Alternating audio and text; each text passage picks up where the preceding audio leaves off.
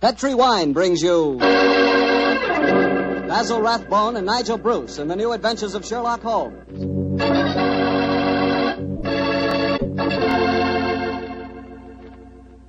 The Petri family, the family that took time to bring you good wine, invites you to listen to Dr. Watson tell us another exciting adventure he shared with his old friend, that master detective, Sherlock Holmes.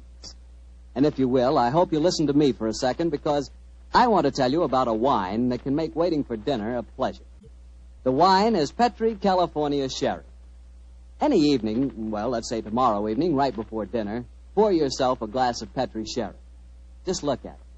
It's clear as crystal and a wonderful deep amber color. One sure sign of a good sherry. And if you need further proof of just how good Petri Sherry really is, taste it. What wine? That Petri Sherry has a flavor that you know comes right from the heart of the grape. And if you like your sherry dry rather than sweet, you'll really like Petri Pale Dry Sherry. There's no doubt about it. Petri Sherry is one of the most delicious before-dinner wines in this swell country of ours. Oh, and say, when you serve Petri Sherry, serve it proudly, because those letters, P-E-T-R-I, on the bottle, spell the proudest name in the history of American wine.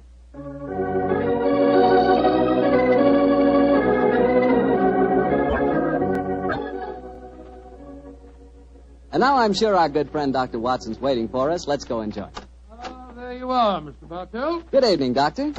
All alone tonight, huh? Yes, my boy, if you can call a man alone when he's got his pipe, his books, and a glass of good port at his elbow. Take your coat off. You're full of enjoyment. Thanks, Doctor. Help yourself to the port. There's some rather special tobacco in a jar over there. Fine. And now, Doctor, are you ready to tell us tonight's new Sherlock Holmes adventure? I am, Mr. Bartell, and I think you'll find it a most unusual story. It began on a winter's night in 1896. Holmes and I had gone to a theatre in the East End of London to see a performance of a famous old English melodrama called Sweeney Todd, the Demon Barber of Fleet Street. That's a good bloodthirsty title, Doctor. The Demon Barber. He sounds as though he specialized in close shaves. Good gracious me, Mr. Bartell, that's almost unforgivable. He was a murderer of voracious appetite who placed his victims in a specially constructed barber's chair, cut their throats, and then pressed a lever that would swing the chair over and decamp the unfortunate victim into a horrible cellar beneath his shop. Well, this is only a stage play you're talking about, Doctor. As my story begins, we were seated in a private box watching one of the closing scenes. Holmes was leaning forward in his chair, following the action on the stage with an obvious delight, while I sat beside him equally engrossed. An actor by the name of Mark Humphreys was playing the part of Sweeney Todd, and no one could deny that he was playing it up to the... Where are you going, Tobias? To the nearest magistrate, Sweeney Todd, to denounce you as a fiendish, cruel, cold-blooded murderer. You have pronounced your doom. Into the chair with you, and over and down into the depths below. Ha, ha, ha, there. Say, whence comes this apparition? 'Tis the ghost of another customer of mine. The yawning grave yields up his ghastly inmates to prove me guilt. Blood will have blood. See, he is there. He comes to accuse me of his murder. Oh, save me. 'Twas not I that slew you. Let me leave, or it will kill me. Let me leave. Ha, ha,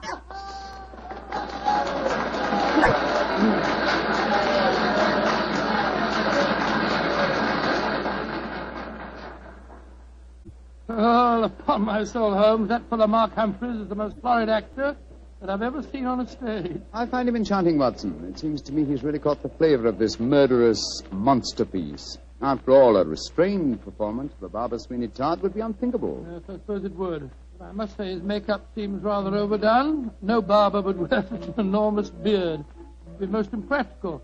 Probably get in the customers' faces. By the way, I noticed from the program that Mark Humphreys, as well as being the principal actor, is also the owner of the company. Yes, the current trend toward the actor-manager is a healthy sign, I think. Come in. Excuse me, but is one of you gentlemen Mr. Sherlock Holmes? Yes, I am. Oh, I was asked to give you this note. Thank you. Now, who on earth knows that you're at the theatre, Holmes? We'll soon find out. Ah, this note is from Mark Humphreys, our actor-manager. What's it say? Dear Mr. Holmes, I recognize you in your box. Please come to my dressing room after the performance. My sanity, and even the safety of London, perhaps, depends on your compliance. Oh, my sanity and the safety of London. I wonder what on earth you mean. That, my dear fellow, we can only discover by going backstage to meet him. As it is, the curtain's going up in the last scene I see. For a little longer, we must possess our souls in patience.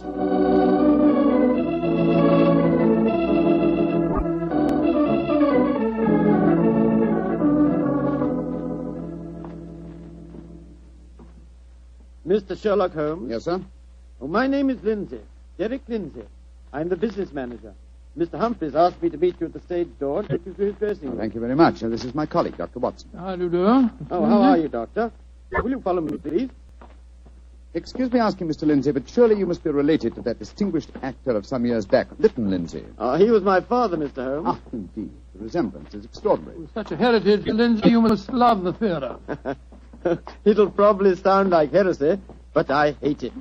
However, it's the only thing I was trained for, and there's good money to be made in it, sometimes. And money's the thing I both like and want. Oh, Mr. Holmes, I do hope you'll be able to help Mark Humphreys. He certainly needs it. Oh, really? What seems to be his trouble? He'll have to tell you that for himself. But his wife and I think... There's Mrs. Humphreys now. Maria! Maria, this is Mr. Sherlock Holmes and Dr. Watson. Mrs. Mark Humphreys. How do you do? Oh, Mr. Holmes, I'm grateful that you're going to see Mark. He's in such a dreadful state.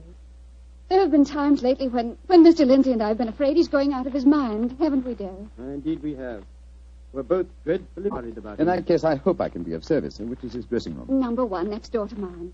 Derek, I think it'll be better if Mr. Holmes and Dr. Watson go in alone. I'm sure Mark will sit more freely if we're not in the room. I think perhaps that is a good idea, Mrs. Humphreys. We'll see you later on. Come on, Carl. That's all.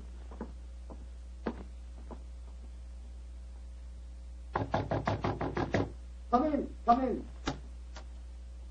Holmes, thank heaven you're here. Close the door. Mr. Humphreys, this is Dr. Watson. Watson, eh? Yes, I know of you, too. How do you do, sir? Sit down, won't you, gentlemen? You're wondering why I asked you to come back and see me, of course. Naturally, sir. Well, I won't beat about the bush and waste your time. I come straight to the point. I'm going mad. Oh, come. I know. It sounds come. fantastic, but it's true. I've often heard of actors beginning to live their parts off the stage. They play on it. Well, it's happening to me. I'm turning into another Sweeney Todd. The character I'm portraying on the Are you stage. suggesting, sir, that you're a potential murderer? Yes, I am. What reason do you have for holding that belief? Reason? Listen to this. 3 times in the past week, I've wakened in the morning to find my boots covered with mud and my razor stained with blood. Good God. You've had no recollection of any untoward events during the night? None. Have you ever been addicted to the unfortunate habit of sleepwalking, sir? Not to my knowledge, Doctor. And if I had been, surely my wife would have told me about Your it. wife? Where do you live, Mr. Humphreys? We have a flat here above the theatre. Above the theatre, eh? And Mr. Humphreys, you say that on 3 separate occasions on wakening in the morning, you have found a blood-stained razor and mud-covered boots. Can you show us this proof? No, I can't. I was always so frightened that my wife would see that I cleaned them before she had the opportunity of finding them. It is, sir. They would have been very valuable clues in a case like I this. couldn't risk my wife seeing evidence like that. Doctor, she'd know the truth. That at night times, while she's asleep, some devilish, unconscious urge has overcome me. An urge that causes me to prowl the streets of London. Razor in hand, looking for a victim. Mr. Holmes, you've got to help me. I'm certain that without knowing it, I've been committing murder, and if you don't help me, I'll go on and on. Mr. Humphreys, please. I'll undertake the case. It's a very unique assignment. In effect, I'm being engaged by a possible murderer to prove him guilty.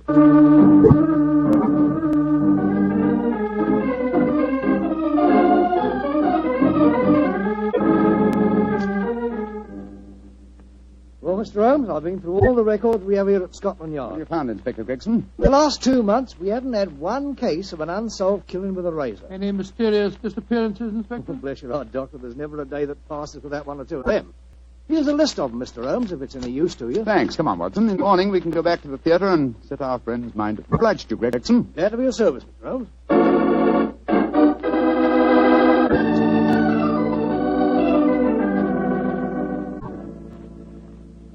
examined the homicide records at Scotland Yard after leaving you last night, Mr. Humphreys. There have been no unsolved razor murders in London during the past fortnight. And therefore I think you may rest easy on that score, sir. But it proves nothing. Remember that in the play, Sweeney Todd's victims are never found either. Yes, thanks to his singularly horrible ingenuity in disposing of them. But this is real life, Mr. Humphreys. Then how do you account for the bloodied razors and the muddied boots? Well, now, are you sure that they aren't just in your imagination, sir? You admit that your wife's never seen them? The whole thing could be, or shall we say, an overdose of Sweeney Todd? Well, I admit that I'm suffering from a surfeit of that. And why not drop the play from your repertoire? Our manager, Derek Lindsay, won't let me. It's our best money-maker. He's always got a keen eye to business. Mr. Holmes, I can see that you still don't believe my story. So I've saved some evidence for you, evidence that I found this morning. Look at these.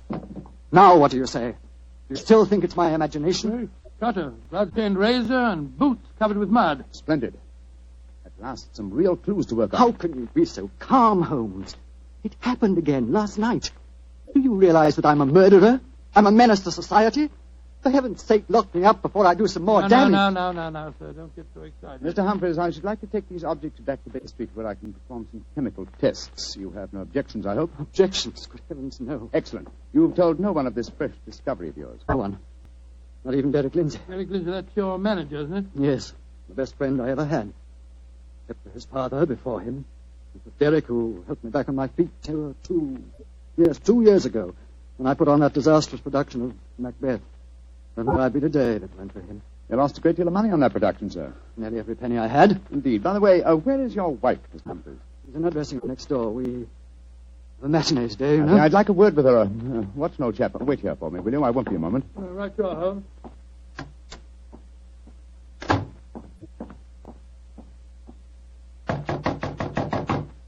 Who is it? Sherlock Holmes. You want to talk to me, Mr. Holmes? For a moment. May I come in, Mrs. Humphreys? Well, couldn't we talk on the stage? It's empty. I should prefer to come into your dressing room, if you don't mind. What I have to say is confidential. Very well, then. Come in. Mr. Holmes, may I introduce Signor Vanelli, our musical director? How do you do, sir? It is a great honor to meet the so great Signor Holmes. I have so admired you. Oh, often I have envied you. Many times I say to myself, Snipsy... Signor Vanelli, if you don't mind, I wish to speak to Mrs. Humphreys alone. Oh, I quite understand. Excuse me, Signor. Adios, Cara Maria.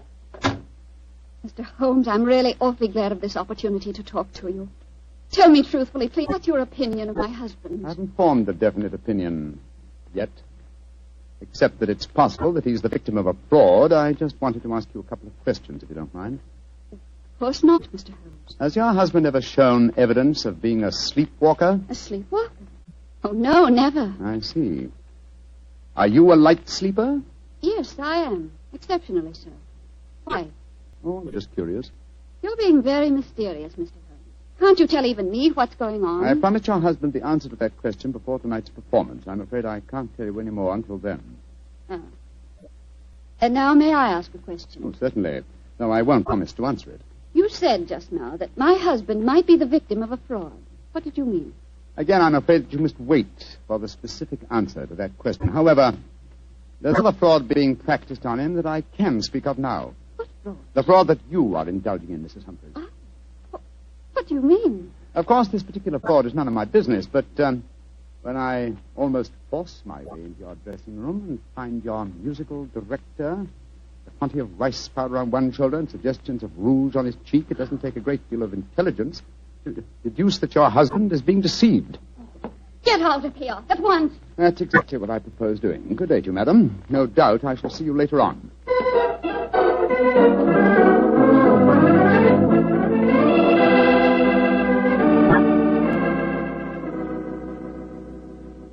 Well, Holmes, what does the microscope tell you about the mud on the boots and the blood stains on the razor? On a blank on the mud, old chap. It's an extremely common type that is found in most parts of London. And the blood? I'm examining that now. This is as strange a case as ever I remember, Holmes. Here you are trying to prove a man innocent when he insists that he's guilty. By George, Watson! Here's the answer. What? This blood is definitely not human blood. It's probably canine. Now, a Sweeney Todd madness would hardly drive its victim to kill dogs. Therefore, it's obvious that Mark Humphreys is the victim of a devilish plot. And he's not a murderer. No, come on, old fellow.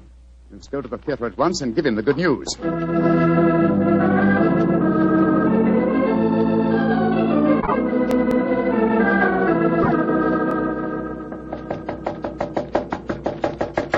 Why doesn't he answer? 3/4 of an hour before the curtain time. It must be in his dressing room. I'll knock again. Come on, Watson, let's go in. Holmes, look. Look, he's slumped over his dressing table. I hope we're not too late. Here, give me a hand with him. We are too late. His throat's been cut. Poor devil. I promised him a solution to his troubles before the night was over. Little did I think that the solution would be death.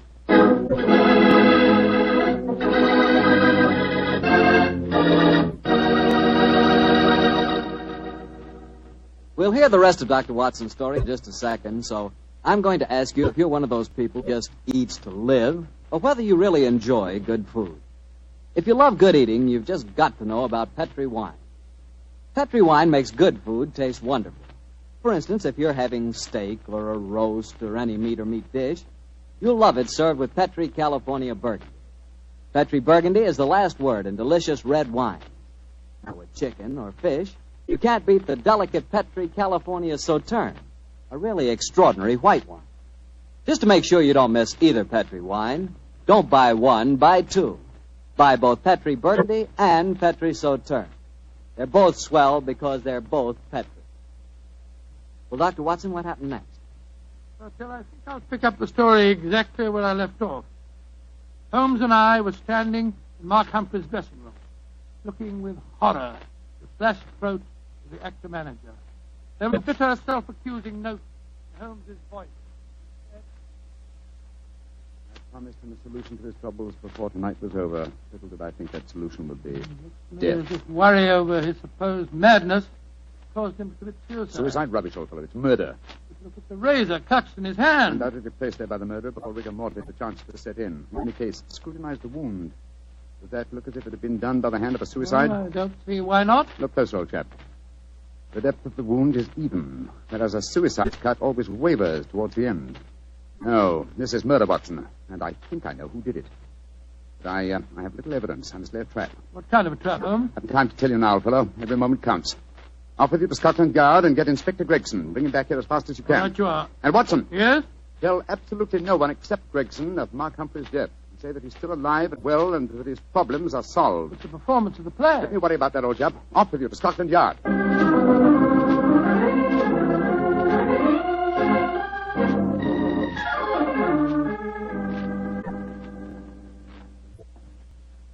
I'm sorry it took so long to find me, Dr. Watson. I was out on another case, you see. No, that's all right, Inspector. But the performance, if there is one, must be nearly over by now. Here's the stage door, sir. Yes, here we are. Here, you can't go on the stage. Who says I can't? I'm Inspector Gregson of Scotland Yard. Sorry. Performance is going on. I wonder who the devil's playing Sweeney Todd. Come along. Let's just stand here in the wings. Quietly. This is only the wind whistling through this cellar. But this isn't possible. There's Mark Humphreys on the stage. I saw him with his throat cut. I don't believe in ghosts, Doctor. Great heavens, it's Holmes. Something like that. Who's this? It's you, Mrs. Barber. Somebody seems to cut your throat. What a pity. No more fine. Joe Sweeney Todd who cut your throat, dearie, and you'll cut their throats, too. He'll revenge you while you burn down there in hell, dearie. He'll revenge you.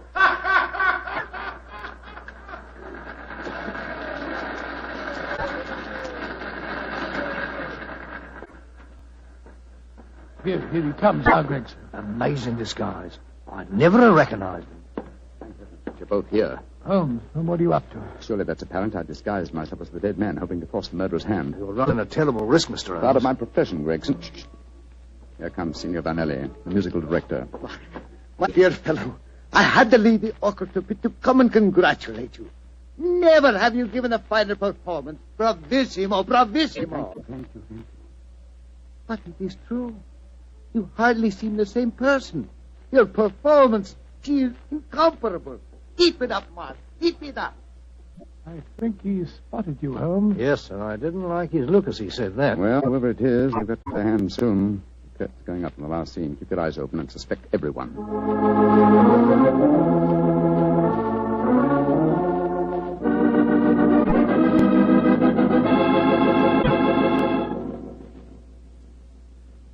Look, my lord, Judge.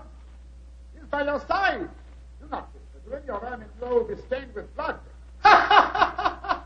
Sweeney Todd, what dark deed presses on your conscience? Was a dark, foul deed, but heed not what you hear, Lord Judge, nor what you see. Still the figure sits there. I hear it come to this.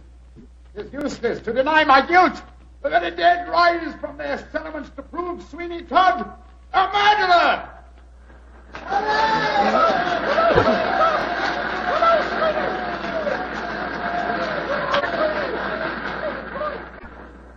By George, what an actor he'd have made, Doctor. Yes, what an actor he is, Gregson. I'm hanged if I know how he remembers the lines, though, even if he has seen the play half a dozen times.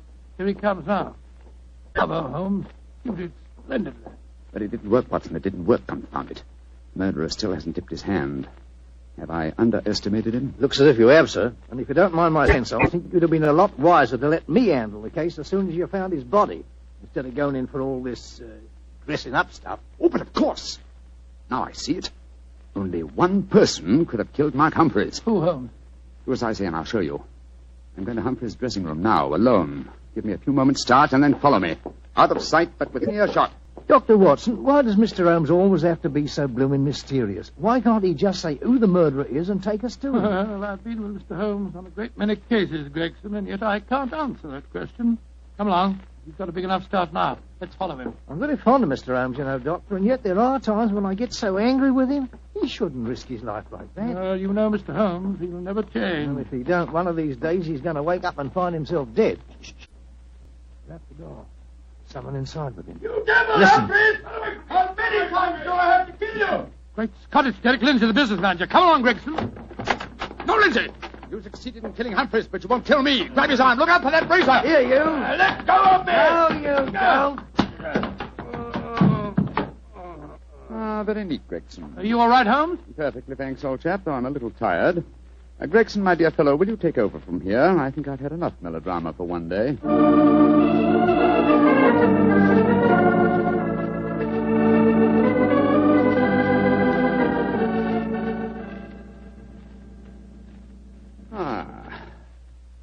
How pleasant, Watson, to be back at Baker Street again, a crackling fire, my dressing gown, and your company combined to make a soothing ending to a somewhat violent day. It's been a most unusual case, Holmes. I still don't entirely understand it. The original plot, of course, was to try and drive Mark Humphreys mad by making him think that he was a murderer.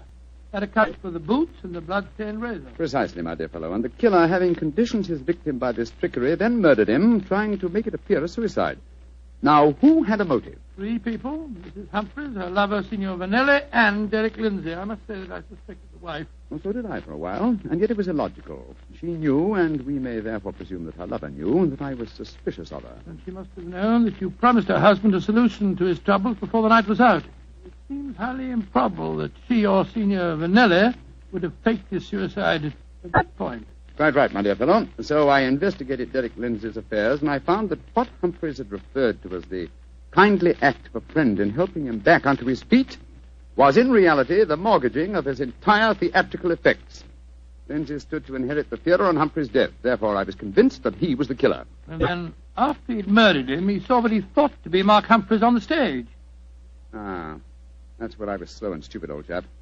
I couldn't imagine what motive gave the cold, clear nerve to suppress all reactions when he saw his supposed victim revived on the stage. Only at that moment did I realize. And what was the motive that made him hold his hand? The characteristic that ruled his life, Watson. Avarice. A morbid love of money. You see, if he'd attacked me during the performance, he'd have had to refund the money to the audience. His greed conquered all other passions. It made him wait until the performance was finished before he attempted my life. You know, Holmes, now that the case is solved, I'll tell you something in confidence. Please do, old fellow. What is At it? the end of the play tonight, I was afraid that you'd made a mistake, that you'd slipped up on the case.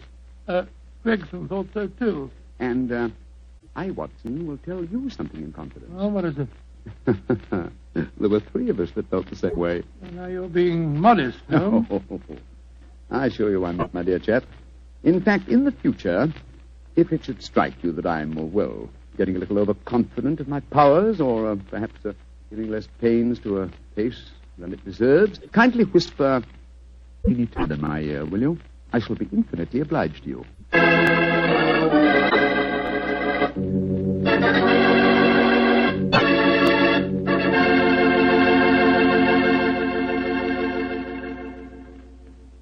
Doctor, that was a swell story. And a pretty narrow escape for Holmes. Yeah. He said he almost solved the case too late. Fortunately, it ended well. Mm-hmm. The thing that sticks in my mind is the fact that this was one of the very rare occasions when Holmes almost made a serious mistake. Well, we all make mistakes at times, don't we? I said we all make mistakes at times. I suppose so. You mean to stand there and tell me that you never make a mistake? Well, not when it comes to choosing a wine, I don't, because I always choose Petri. Bartell, you trap me again. Could be. But honestly, Doctor, when you choose a Petri wine, you know it's a good wine. Because good wine is the only kind of wine the Petri family makes. And it's easy to understand why when you realize that ever since they started the Petri business back in the 1800s, the Petri family has handed on down from father to son, the highly developed fine art of winemaking. Yes, the Petri family's been making wine for generations. That's why, no matter what type of wine you prefer, any occasion, you can't go wrong with a Petri wine because Petri took time to bring you good wine. Well, Dr. Watson, do you care to give us a clue about next week's Sherlock Holmes adventure? Let me see. Next week, Mr. Bartell, next week now. Yes, I'm going to tell you a colorful story that took place in the Parisian circus in 1890. It concerns a very exalted personage, the Lady Bareback Rider, and a strange death that struck without warning. Oh, boy, I can't miss that one, Doctor. Good. Well, now, before you go, I want to say something to all our friends. I want you just to think for a minute. Think of how terrible it is to see helpless little children stricken by infantile paralysis. And then realize that infantile paralysis can be beaten. It can be beaten in very many cases. And your money, your dimes can do it. Join the March of Dimes. Send your dimes to your local March of Dimes headquarters. Let's help little children walk. Let's help them live.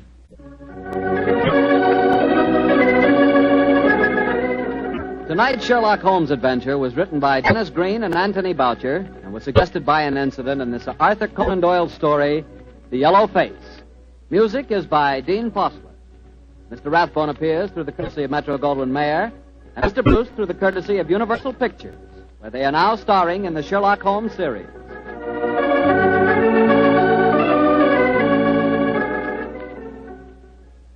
The Petri Wine Company of San Francisco, California, invites you to tune in again next week, same time, same station. Sherlock Holmes comes to you from our Hollywood studio. This is Harry Bartell saying good night for the Petri family. For a solid hour of exciting mystery dramas, listen every Monday on most of these same stations at 8 o'clock to Michael Shayne, followed immediately by Sherlock Holmes. This is the Mutual Broadcasting System.